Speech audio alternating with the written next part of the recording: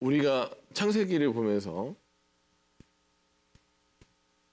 그림을 그리실 때 1장부터 11장, 12장부터 이제 50장까지 나오는데, 자, 이 앞에 1장부터 11장까지 내용은 창조, 그다음에 뒤에는 동행이라는 말씀을 드렸어요. 그 동행의 사건들을 낱낱이 살펴보니까 아브라함, 이삭, 야곱, 또 그 야곱의 아들들, 이스라엘 민족에 대한 야곱의 아들들. 구체적으로 보니까 대표적으로 두 명이 나오는데 요셉과 유다에 대한 이야기가 나오죠. 아브라함, 이삭, 야곱.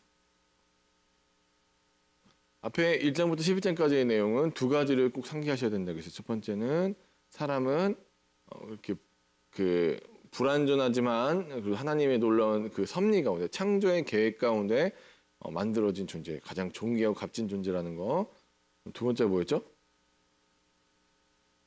이 하나님이 창조하셨다라는 말에는 지금 섬기고 있는 모든 것들이, 그러니까 너희가 우상처럼 섬기고 있는 모든 것들이 다 발 아래 있고 하나님만이 유일한 하나님이시다라는 그 선언이 들어있다고. 태초에 하나님 천지를 창조하셨다라는 말에 의하면 모든 신은, 모두 우상은 헛된 것이고 하나님만이 진정한 참신이다라는 선언이 담겨 있는 거라고 말씀드렸죠. 그래서 창조를 통해서 하나님이 누구신지를 먼저 우리가 잘 알고 나서 그 다음에 아브라함, 이삭, 야곱의 인생을 살펴보니까 면면이 어떻습니까?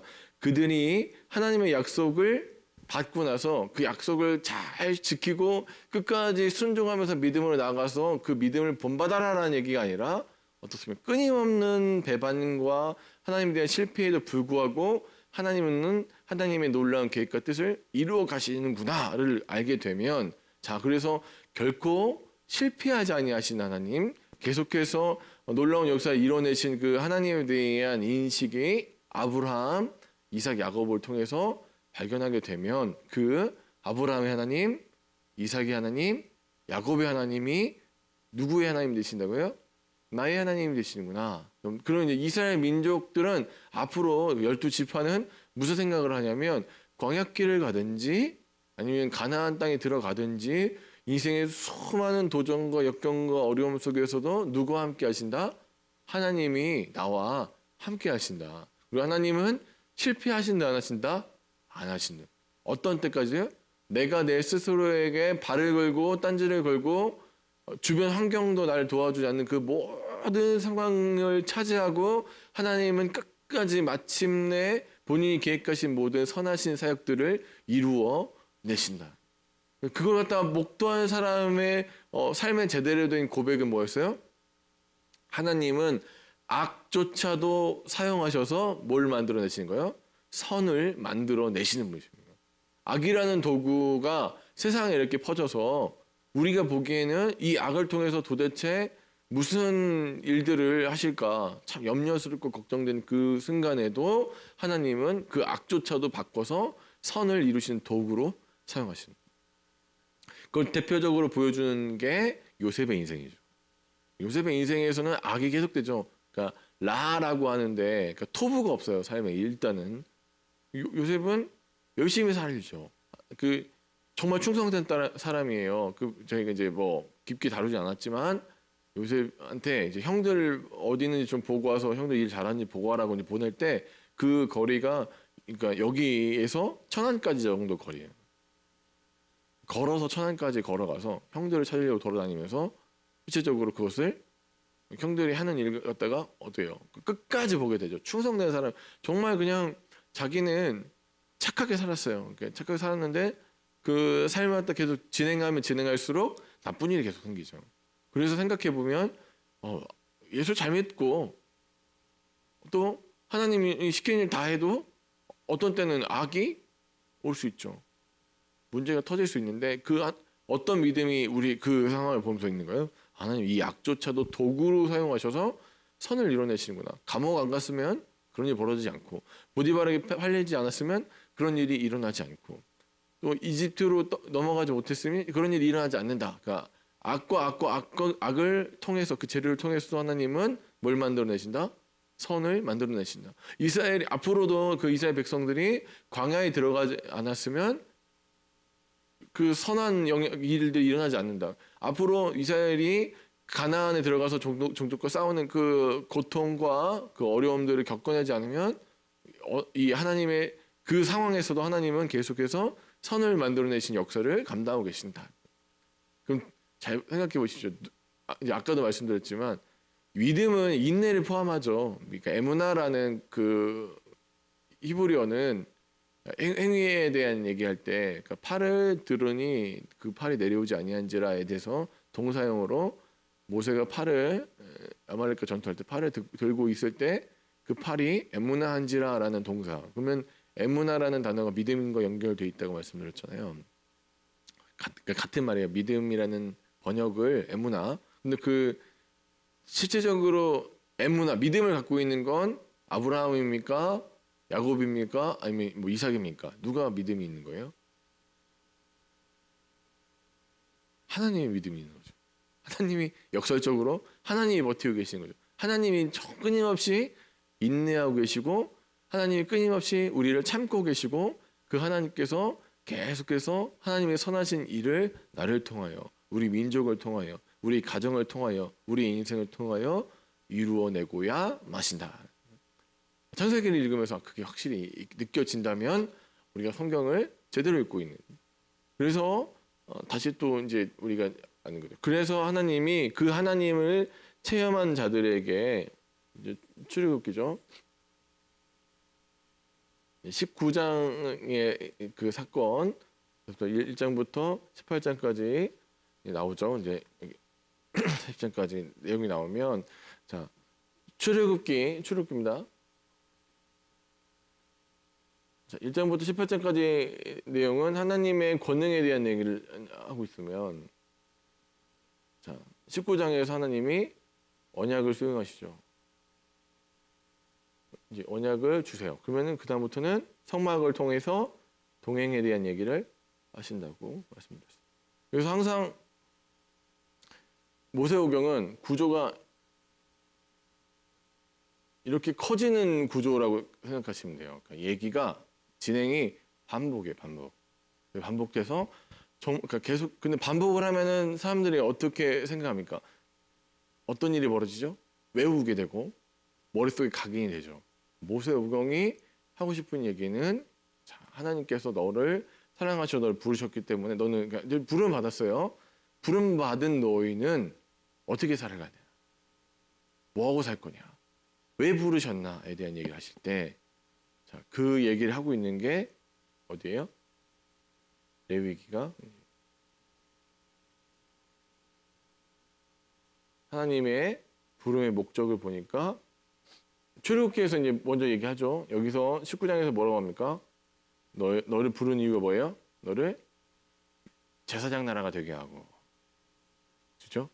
목적이 있어요. 그냥 막연히 그냥 한번 이스라엘이나 불러볼까 하는 게 아니라 태초부터 계획된 너희는 지금 무슨 일을 하기 위해서 내가 너를 불렀냐면 이거는 실제로 이런 얘기야라고 주신 게 19장의 사건이에요. 말씀 수요를 해주시고 이 말씀을 통해서 근데 말씀을 갖다가 이제 한번 잘 지켜봐 내버려 둘 테니까 고생 한번 해봐가 아니라 그 말씀을 지키는 여정 가운데 하나님이 너와 함께 하신다. 왜 큰 민족이 되어야 돼요?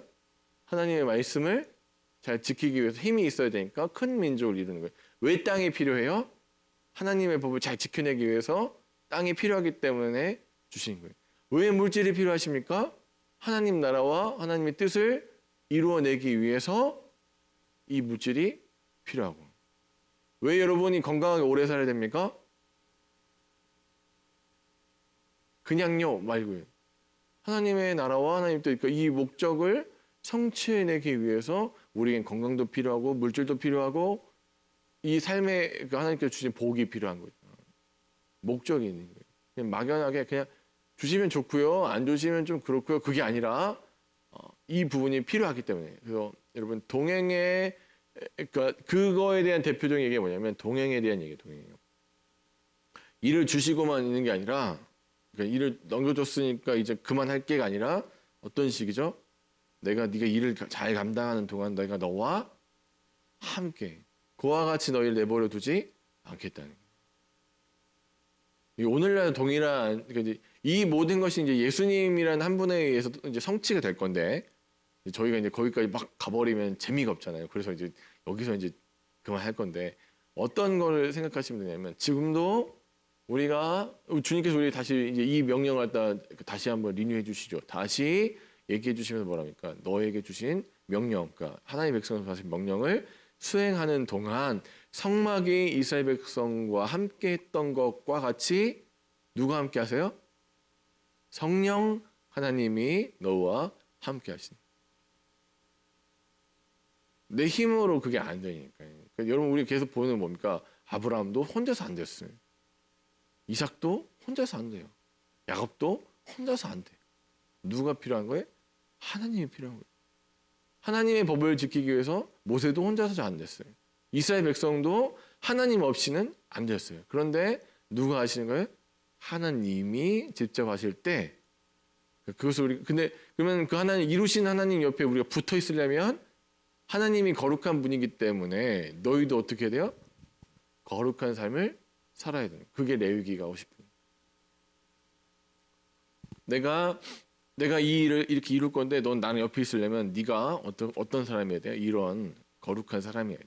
하나님이 요구하시는 건 너 참 능력 많아야 돼. 너 공부 잘해야 돼. 너 돈 많아야 돼.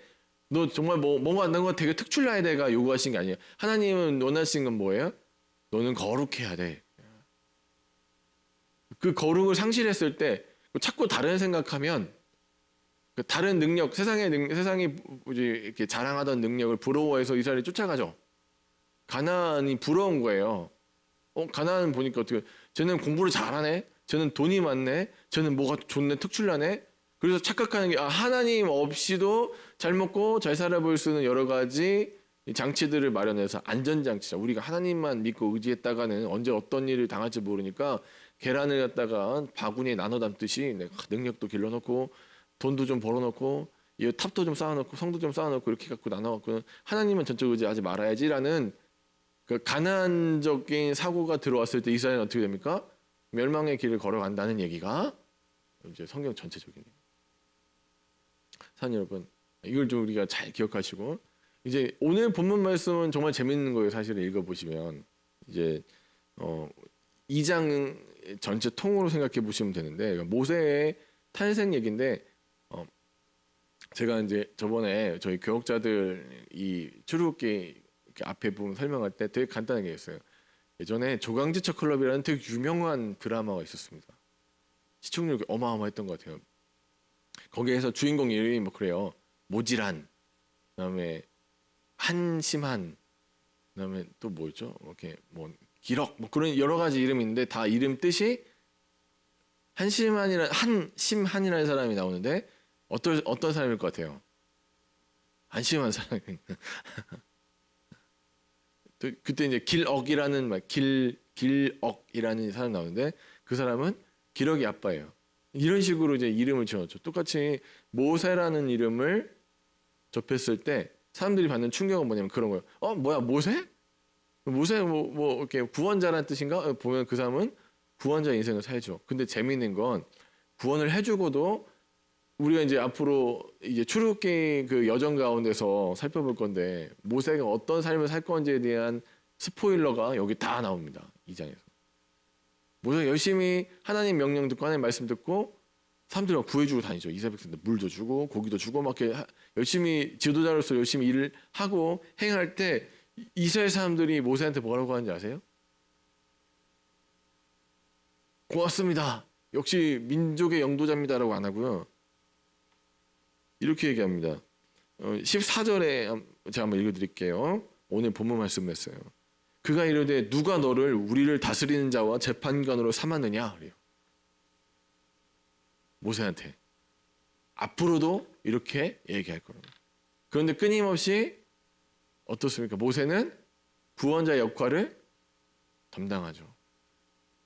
이 얘기가 왜 중요하냐면 아까 우리가 아브라함의 하나님, 이삭의 하나님, 야곱의 하나님을 꼭 기억해야 된다고 했어요. 그걸 들고 오경 여행을 떠나야지 길을 안 잊어버린다고 말씀드렸죠. 아까 이제 모세라는 사람이 앞으로 이렇게 살 것처럼 아브라함의 하나님, 이삭의 하나님, 야곱의 하나님을 들고 있는 우리는 이스라엘이 무슨 실패를 해도 하나님은 결국 하나님은 어떻게 해요? 하나님이 계획하신 그 가나안의 이스라엘을 반드시 집어넣고야 마신다는. 꼭 그렇게 하겠구나. 우리가 알게 되면 정확하게 잡고 계시죠.